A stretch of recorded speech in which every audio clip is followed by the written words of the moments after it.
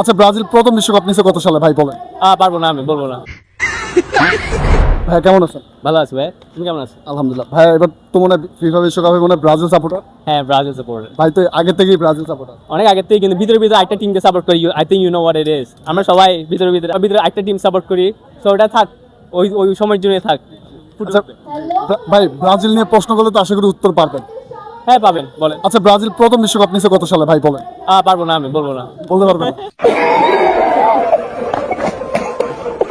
FIFA বিশ্বকাপে Brazil last বিশ্বকাপ নিছে কত সালে? 2002।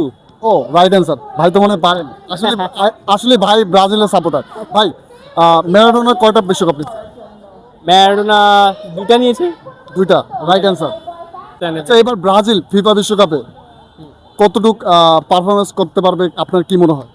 I think up until quarter finals, এরপরে যদি যায় দ্যাট বি পিওরলি লাক। কারণ আমি মনে করি না অতটুকু ক্যালিবার আছে ব্রাজিল টিমের এখন in order to like win the world cup, but আশাবাদী অফকোর্স। কিন্তু এবার তো নেইমারের একটা বিশ্বকাপ দরকার, কারণ সে কিন্তু এবার বলছে যে এবার তার লাস্ট বিশ্বকাপ।